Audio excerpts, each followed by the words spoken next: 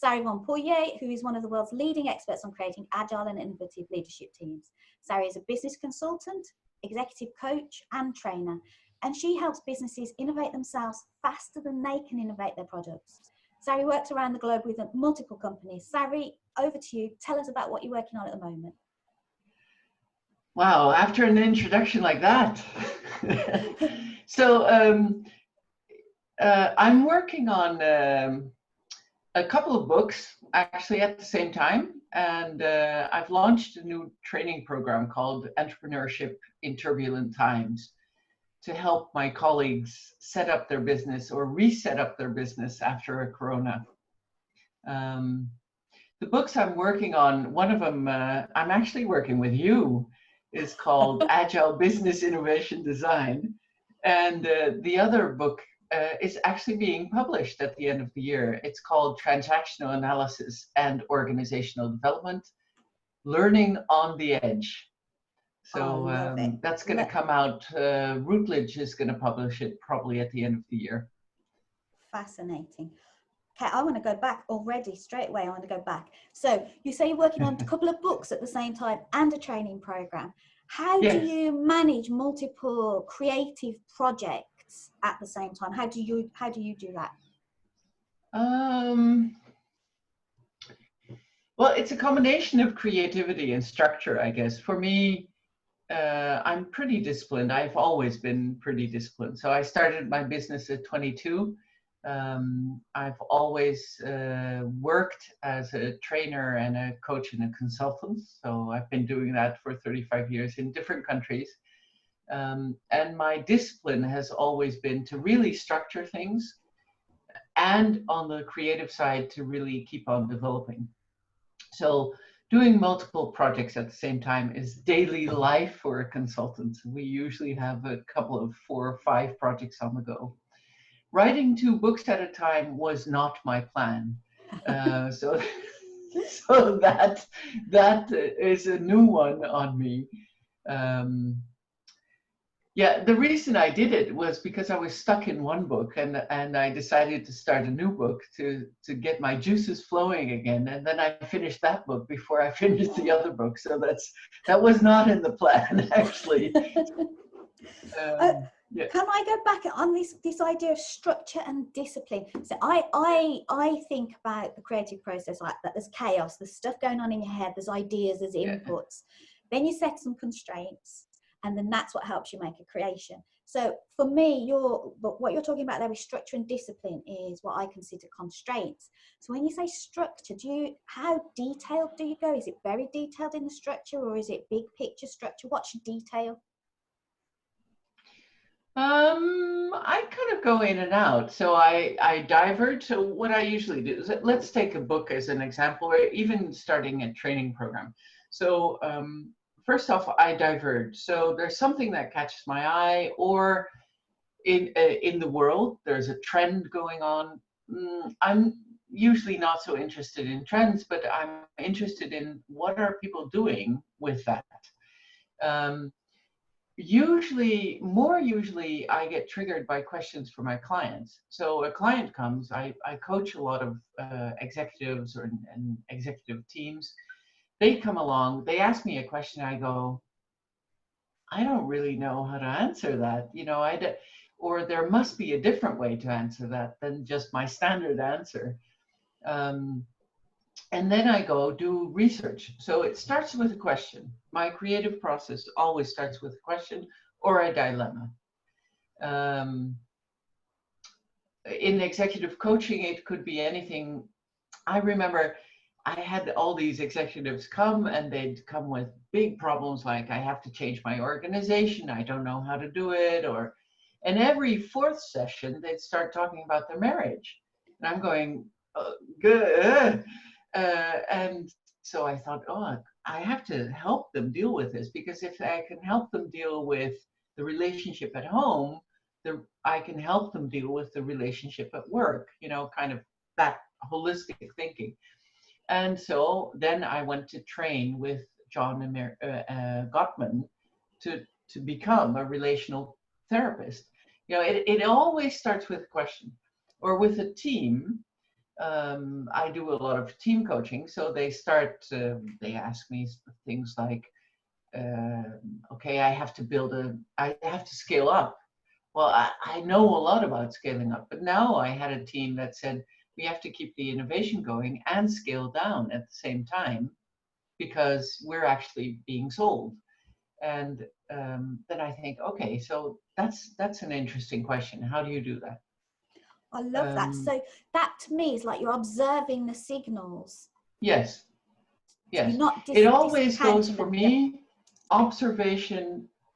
Yeah, it always goes observation, interpretation, conceptualization, and then I start a process. So observation is I see what people do, and then there's a question. There's no creative process without a question you want to answer. I talked about the external question. It could also be an internal question, like I came back to Holland 2 years ago after I'm an expat kid. I moved 38 times, so I know a lot about mobility and change. What I had to learn later was stability and rooting yourself. And so my question was, how do you do that in an accelerated way? So, that's an internal question. It starts with a question.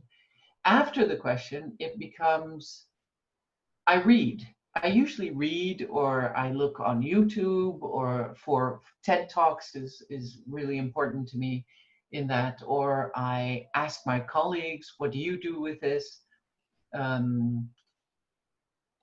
I go to my own supervisor, to bring it in. And then I go, so this is what I see, this is the question. This could be the pattern. So what I look for is patterns. So that's the interpretation part. So what pattern am I looking at? If I go da da da da da, what comes after da da? And then I think, and then I study. So during my career, every 2 years, I've gone to a different training program just to deepen and to broaden my knowledge. And it's not only on my field. I'm really broadly interested because I think innovation and the creative process is usually between fields or on the edge, of knowledge. That's where you innovate.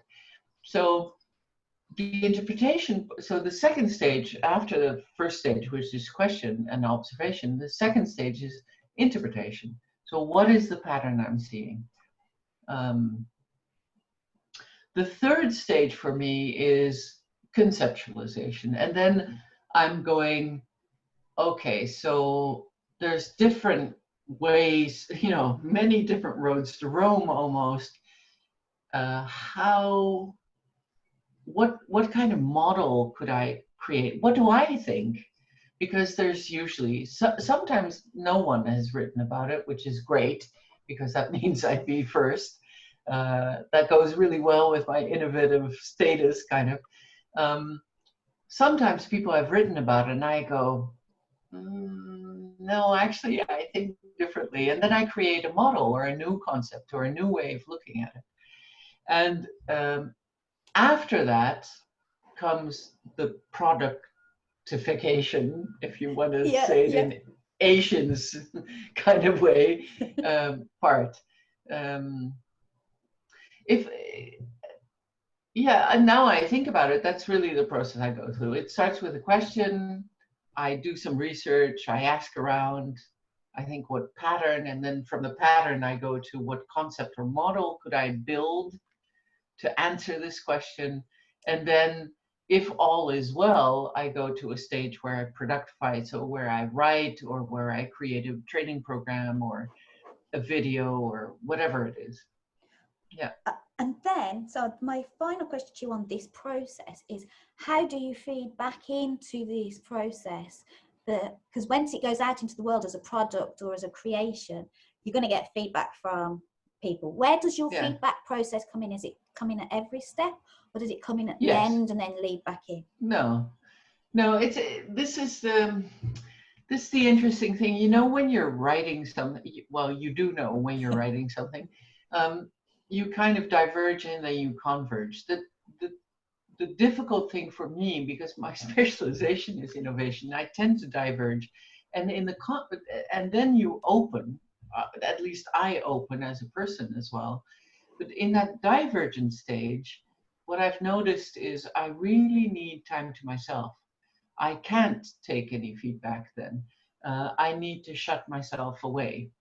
And then what I found really interesting also in our process is that I noticed that every book, every creation has its own voice. And to keep that voice going, it's almost like a dialogue with the reader already in my head, or a conversation with the trainee that's already happening. What kind of questions would they ask? You know, how can I answer what they're going through? Because I know it, because usually I'm going through it too. So what I've learned over time, and maybe not enough, is that in this divergent time, I really need to block my agenda and say no to everything else, because there is no space for any other voice except for the voice of my creation at that moment. Being an entrepreneur makes that really difficult, because as an entrepreneur, you're always thinking not only about your next paycheck, but usually about the next year's paycheck. So you're always doing acquisition and execution at the same time. And to take time off is a costly business. Yeah, Okay, that's and what I've learned. I think as well, to not take time off perhaps is a higher cost. Well, you say that, and you know that, because I've been working on this book for 7 years. So this is the really strange thing. So now, for instance, I'm writing an article on supervision. Supervision is one of the parts of my job I love most. I do a lot of it. I supervise a lot of coaches and consultants to become better professionals. And so I'm writing an article. I thought, now it's time. I'm going to write down what I want. What I think, what I want, and what I think for supervision. I can write an article, 20 pages, in a weekend. No problem. I diverge, I do the research, I make a PowerPoint to summarize what I know. On the basis of the PowerPoint, it's structured into sections because of the slides. I write. I just write, boom, in one go. First day, I write the whole article. Second day, I revise it. It's done. 20 pages. The book I'm writing, it's 80 pages. You'd think 4 weekends I could do that. But with an article, I can close myself off, because I know it's a short period, and I know there's a deadline for the magazine. There's a set deadline. For the book, it's a different process, because the deadline is fictional. It's not there. It's when I'm finished. And also the period of enclosure is so much longer that I can't afford to do it. Working in blocks is also a very expensive way to write a book, because each time it takes me about a day and a half to get back into that voice again. And by that time, I have half a day to write in a weekend. So that's a dilemma. I find it much, much, much easier to write short pieces, for instance, than long pieces, simply because of this. And then you'd think, why don't you write each chapter as an article? But then you miss the consistency of the voice. So I haven't really found a way around that. Writing books and making a living at the same time. You know, you have to see my agenda. I'm usually planned 1.5 years ahead. I know. We were always struggling to find to catch ourselves together. So, okay, you've brought up some really fascinating things and dived me straight into my constraints section, which is for it.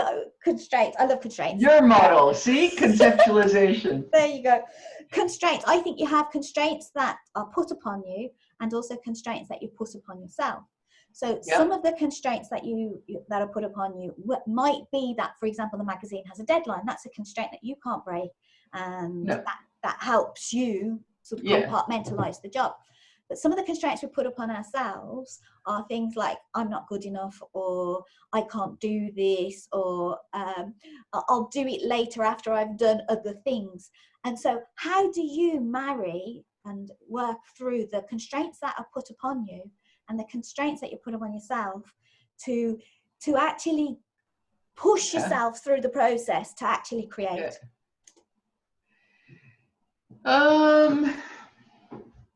The external constraints, I think the trick is not to fight them. If they're really non-negotiable, they're non-negotiable. So, you know, fight what you can influence, and the rest you have to accept. If you don't accept it, don't write the book. It's as simple as that. Yeah. Now, for Routledge, for instance, the book on TA and organizational development, Routledge is very constraining in your terms. About how to say things, what they even want to determine titles and covers, and I go, okay, what the hell? You know, they have a platform, they're going to publish it, and it's going to work. It's going to fly. So I don't fight external constraints that are non-negotiable. I do negotiate, but I don't fight them once that's done. The internal constraints, now that's interesting. You see, because I don't have a lot of that, I'm not able to do that, or I'm not good enough. I think as an entrepreneur, you have to be somewhat narcissistic, in the sense that you think that anything is possible. If you don't think that you can do it, it's probably, you're not going to be a very sustainable entrepreneur. You have to have some belief that you're even the only one who can do it. So being an entrepreneur for 35 years and working a lot, you know, in therapeutic and supervision settings, those internal constraints, like I'm not good enough, I don't really have them anymore. I do think I'm good enough. My constraint is time. So the balance between time and money, but more specifically. So if I don't spend time, I don't make money. If I don't spend time, I don't write my book, which could get me more money. You know, that's the dilemma I have.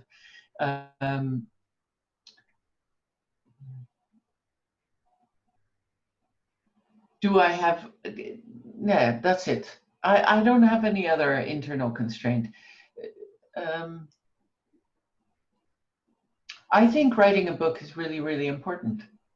It's not that either, because I think, you know, you can diverge in your research and even make a PowerPoint, even train people in it, because I'm already giving training programs on the subject of my book, which is not a smart thing to do. Don't do what I do, because you give away your assets.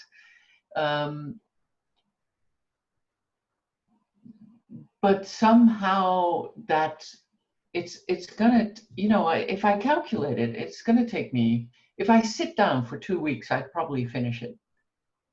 Yeah. I completely understand that, and it's making or finding, however you want to describe it, that time. And I completely understand the voice that has to follow through from chapter to chapter, because otherwise it looks like 17 disconnected articles. Yes. And that's not good for the reader. You have to honor the reader, and the reader needs a consistent voice and a consistent. So I completely agree with you. Okay. So, and I love the fact that you don't have that internal voice. Did you ever have it? Was it ever there? Well, I was kind of a precocious kid, I think. I mean, even when I was young, I was quite precocious. I was giving horse riding lessons when I was 6, you know. This is Can you come over and help me? Yeah, I went through my family photos now, and I saw this little tiny girl on this huge white horse in Spain, and I thought, oh, it's me, you know. But of course, I have my insecurities, but they're not about being able to do things. It's more about but belonging, I guess, as an expat kid, I have more, like doubts about belonging. Where do I belong? What?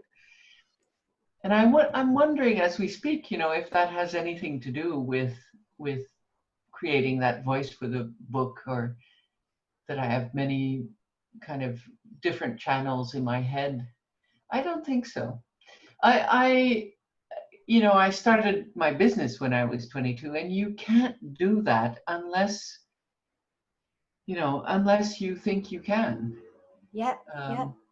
I never doubted that. And in actual fact, what really, really helped me is the fact that I didn't know it wasn't possible. Yes. I Yeah. think if you look at artists, the creative process, I think it really helps to not know that it's not possible. Yep. So, because then there are no constraints and anything is possible. It's kind of like that, I guess. Love Yeah. that.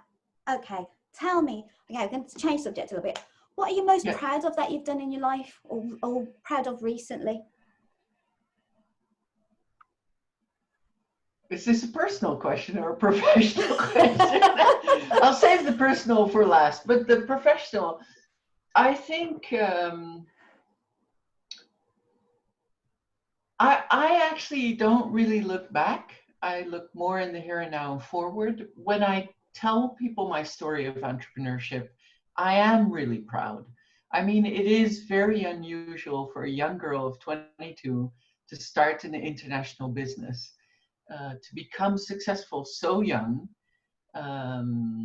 in coaching and consultancy, to start a school in Italy, in Spain, in Hungary, in Serbia, in Russia, in the Ukraine, in France, in Holland, to teach coaches and consultants for sustainably for such a long time, to keep on innovating myself so I can teach my clients, and because I love to learn, to be truthful. I also made a lot of money doing that, and but that's almost secondary to, I think it's exceptional that I've been able to do what I love all my life. That's what I'm really proud of. And that I've been able to help clients improve the quality of their work and their life along the way. That's actually what I'm most proud of. When I get emails from people, remember 10 years ago, and I want to tell you that. And I love that. It's such a heartwarming experience. Yes. Yeah, Yeah. I love So that. that's what I'm proud of. I'm going to ask you a completely different question now. It's Okay. my favorite. I love that you're proud of all of that, and your business and businesses are inspirational to me. But I want to know, when was the last time you did something for the first time? Look at your cheeky smile when you ask. It's my favorite question. I can tell. Okay, what I did for the first time recently is I fell in love when I was 56. Oh my God. So yeah, so I'm completely smitten, and it's funny. I've had some relationships in my life, all kinds of relationships, and I don't know. At some point, I think after my last separation, I thought, I'm older. I've been through it. I've been there, done that, got the T-shirt kind of thing. And if this is my life, I'm going to make it as fun as possible as a single person. And I was committed to that. I really found inner peace. I moved back to Holland. I created my home. I bought a home only for me instead of usually buying a home for a whole Italian family almost. you know, I created my own neighborhood, my own. I 3 years ago, I said I want to live, love, and work in the same place. So I did the living bit, and then I started the working bit, but I missed the loving bit. I kind of went, but but it's okay. I have had a lot of love in my life. I've been very, very lucky. And then in January of this year, just before Corona, I met someone who I'd actually known of for 20 years. Wow. And it was love at first sight. We met each other, we fell in love. And, it's well, February of this year. So it's a fantastic thing. And we were very lucky in a way, and I'm not being disrespectful of people who suffered during Corona, but we were so lucky to have to take decisions really quickly and to pull together during Corona time. Because we'd have been in social isolation anyway, I think. Yeah. But now we were together and both of us were at home. And, this was a really important time to build our relationship. And I feel blessed. I actually feel very, very blessed. Yeah. I can imagine, and now I can think of your next book, which is Love in a Pandemic. I think you should start writing that one next. Yeah, I was actually thinking of writing a book called Innovation After the Curve. Oh, that's a good title. See, there you. This is your seeing the signals, noticing what's happening, and understanding the questions everybody's got that they perhaps haven't been able to say. Yeah, but I don't know. It's either that or it's a book about team coaching. I really want to write a book about team coaching because that's like the passion in my work at the moment. How do you manage teams? Teams are more than the sum of individuals. They're a unit. So how do you do that? I teach it, and now I want to write the book. Or it could be something really personal. I think the journey I've been on, the people I speak to who I tell, what's the last thing you did is falling in love at 56. Most people think, geez, I want that too. How do you do that? So it might be something really personal.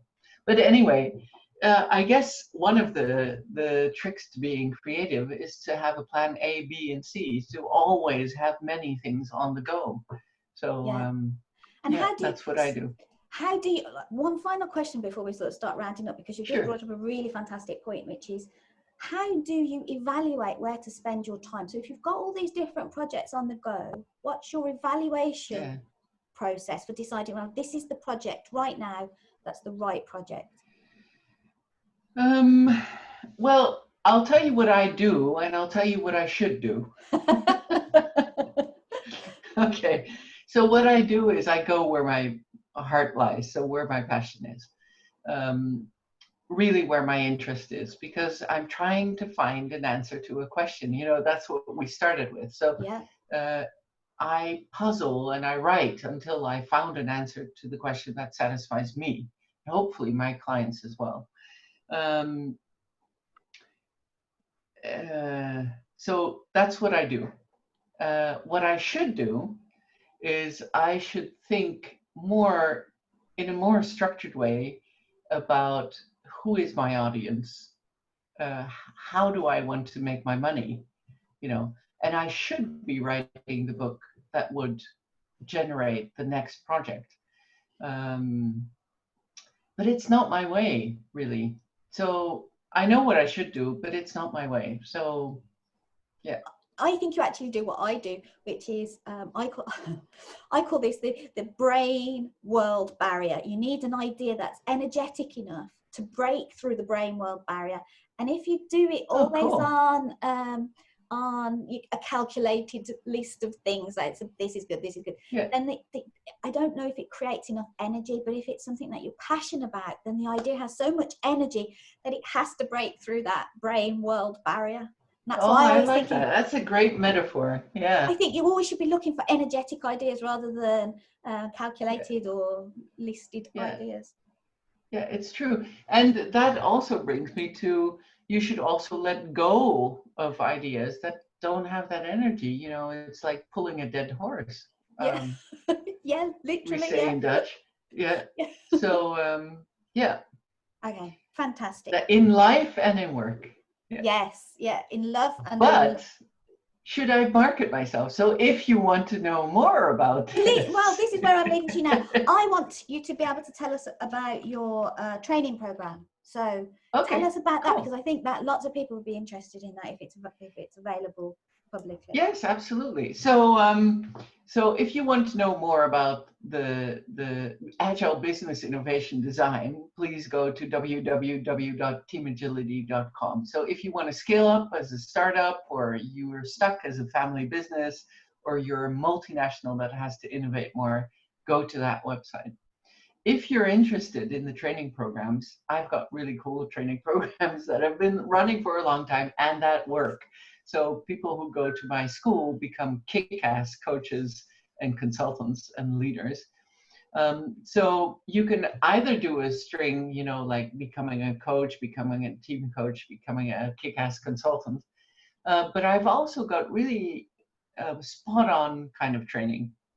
So I've got a training program called The Hero's Journey, which is much more personal development. You know, what's your life's journey?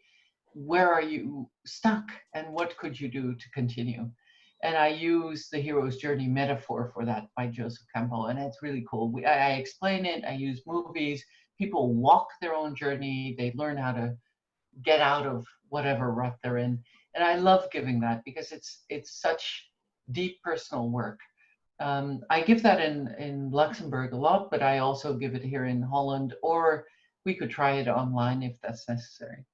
The other spot-on training program for people who want a short fix, as it were, is my Entrepreneurs Academy. So after Corona, I saw a lot of my colleagues kind of, their businesses fell down. They didn't have the income, they didn't have the capital, and not the brand or the distribution, like the network, to continue their business through crisis. So what I set up is an Entrepreneurs Academy. I'd set it up before because the government of Aruba, which is where I was born in the Caribbean, asked me to come train the entrepreneurs on Aruba because they want to switch from a tourism to an entrepreneur's economy. So I've given this training program specifically for the government. And then during Corona, I thought, I'm going to tweak it. And I'm going to give a short version here for anyone who wants to start a business, redefine their business, redirect our business, especially during this turbulent time. So you can find all that information on www.intactacademy.com. Fantastic. What's coming up as well, this is the last thing, is a series of webinars on leadership, post-crisis leadership, really. So we're going to be talking, myself and a colleague are going to be talking about recovery after trauma. And I think this is the skill that's missing most now for most leaders in most organizations. So that's coming up in September. Yeah. Wonderful. Yeah. Okay, and I'll put all the links to all of those in the comments below. So cool. Sari, thank you. Is there anything else that you want to tell us? Is there anything that's just bursting to say? Yes, I hope we don't go back to normal, and not even to a new normal. I hope all of us will take this time to reconsider what we're doing to ourselves, to our loved ones, and to our planet, and that we're really going to redefine our collective responsibility for keeping nature and keeping this for next generations. Yeah. Wonderful, wonderful, fantastic. Thank you, Sari. That was brilliant. You're and welcome. I'll speak to you soon. Ciao. Okay, bye-bye. Thank you.